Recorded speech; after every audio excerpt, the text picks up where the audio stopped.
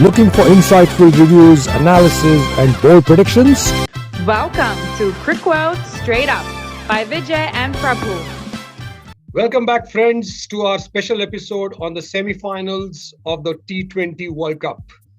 It's been a while, due to some minor illnesses on both sides, on Prabhu's side as well as mine. So here we are, though. How have you been, Prabhu? I'm getting better slowly. Thank you so much. And I'm really excited to be back because now we're down to the business end of the World Cup, the semi-finals. So it's going to be really exciting. Yes. So, folks, stick around to find out which semi-finalists are actually going to make it to the finals. So, guys, keep watching. And please don't forget to like, share, and subscribe. And don't forget to hit the notification bell. So let's look at the first match between New Zealand and Pakistan, which is at Sydney Cricket Ground on Wednesday. So, Prabhu, what do you think are the weaknesses and the strengths of both teams? Quickly. So, I think let's start with New Zealand first. I think New Zealand is very, very dependent on the form of Finn Allen. If he gets going, Pakistan would be looking at chasing at about 180, 190. Or if he's batting second, get the runs for them very, very quickly. So he's vital.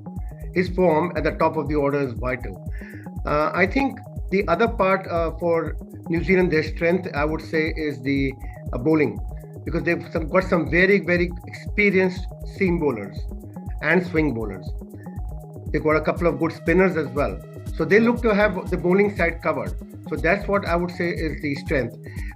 Apart from Finn Allen, I really don't see too many issues for Pakistan as far as the batting is concerned. They are good players, but they're not really too many match winners.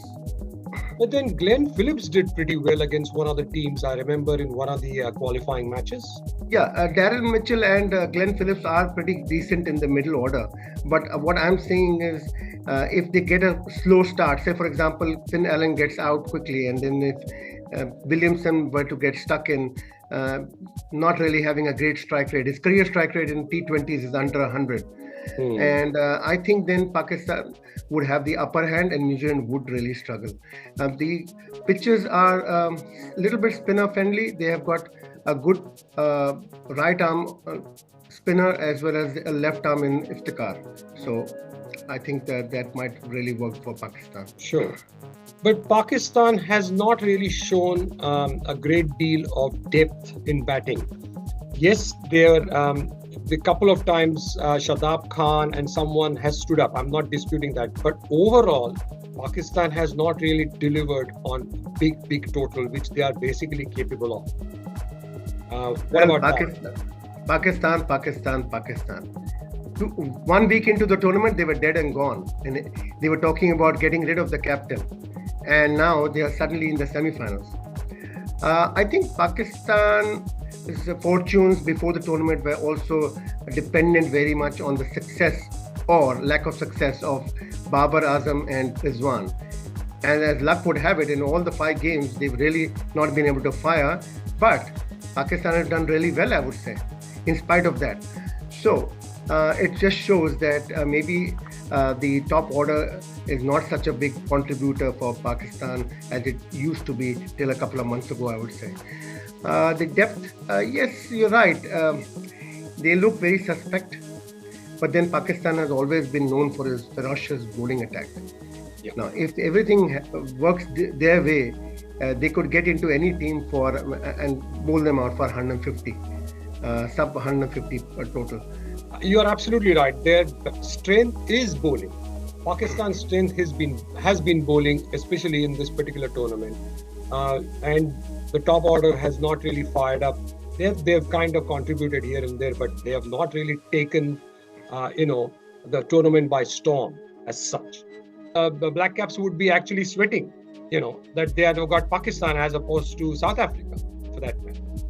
Yes, Pakistan know how to beat them. They have done it before, and they could do it again.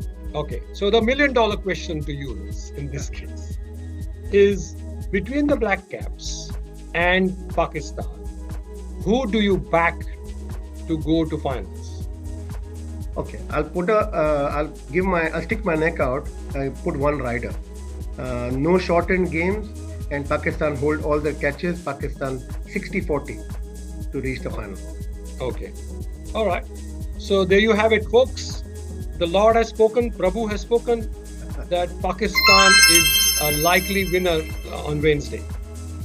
Now comes the crunch question. England and India playing at Adelaide on Thursday. That's the second finalist. India have topped the group, so they came there by virtue of doing strong performances, apart from one hiccup against South Africa. What about England? What are their strengths and weaknesses? So I think England have got a very, very, very deep batting lineup. Livingston comes at number 7. So they have the opportunity to have so many batters, and they've got so many all-rounders: Moeen Ali, Livingston, Ben Stokes, high-quality all-rounders. Yes. And there we've got a dynamite opening pair in Butler and Hill. Sure. And in the bowling lineup, they've got serious pace in Mark Wood. And of course, 2 spinners in Adil Rashid, who's again very experienced, and so is Moeen. Sure. England seem to have a lot of answers for any questions might be thrown at them. Okay. Now, if you look at their performance, they've been on and off. They have only turned up in the later part of the tournament, which can be a good thing, because now we are at the business end of the tournament. And this tournament has thrown just about every surprise one can think of. You know, some people were disadvantaged, as England were initially, having to, do Duckworth Lewis. They lost to Ireland, which was a big eye opener for them. But by and large, you are absolutely right. They are actually they were pre-tournament favorites, weren't they, England? Yes. Yeah. Rated higher than Australia. Exactly what happened. And that's pretty much how it played out. Australia in their home tournament are out. Now, what are India's chances? What do you reckon they are? India's performances have been quite sketchy. I mean, apart from Virat and Surya Kumar Yadav, I don't know of any other player who's been consistent at the top. So, if say one of them fails, it's going to put serious pressure. Sure. No, you're right. But Surya Kumar Yadav is just one player. I reckon India has got few match winners. Only thing is they haven't fired up. So apart from Kohli, you're absolutely right.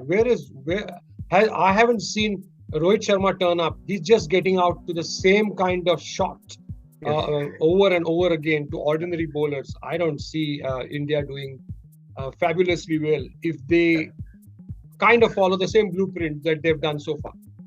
Hardik Pandya's strike rate in the tournament is 102.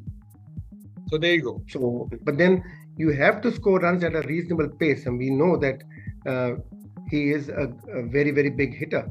But we don't see the runs, and we don't see the quick innings. Yeah. We got a very big problem with the number 6 position, Pant or Karthik. I don't know. I think both of them are under pressure. Both of them are not performing.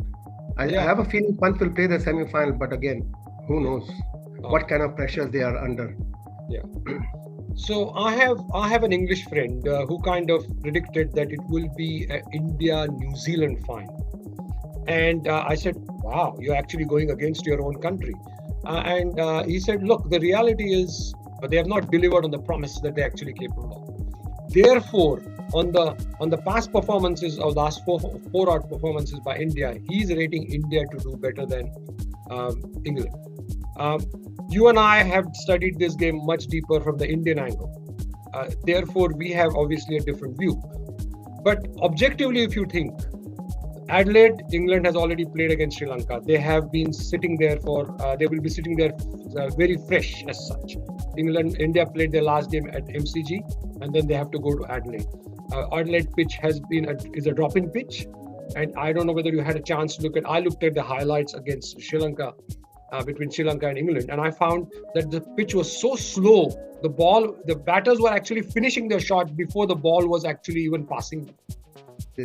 We'll see. I mean, I think Indian bowling is not very penetrative. They can probably hold England, but I don't know whether they can be penetrative enough to get top wickets.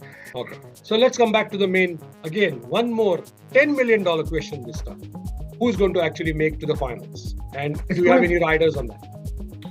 Close one. This is going to be a close one. I think I would rate England at 55-45 to make So it. England 55, India 45. Yeah, well, I agree to an extent. So what do you think will be India's strategy? Do you think we will go for the same team which played against Zimbabwe, or there will be changes? Do you think? Yeah, Do you I have think a there should be feeling. changes? Yeah, I have a feeling they will play the same team. Pant is going to definitely replace Karthik. There is no other room for any other batters to go out. For that matter, everybody actually, commands their position. And as I said, there's a good chance that England might struggle against spinners. So I would actually play Akshar Patel for sure.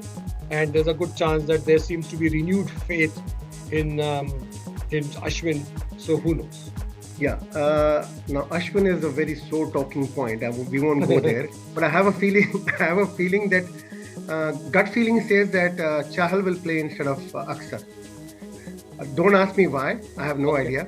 But I have a feeling that might happen. We'll see what happens. You're right. So here we go, folks. We've got two finalists that we think they are going to be. Ideally, it should be Pakistan versus India at MCG on Sunday. So. If that happens, there will be 2 billion people watching this game.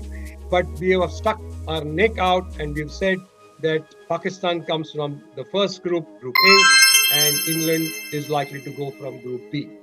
Hopefully, those predictions don't come true, but don't hold it against us. Don't hold it against us. Thanks for watching, guys. We will obviously keep a close eye, and once we get the actual finalists, we'll come back either gloating or maybe ruining. Let's see. Thanks for watching. Remember to like, share, and subscribe. Also, don't forget to hit the notification bell so you won't miss another video.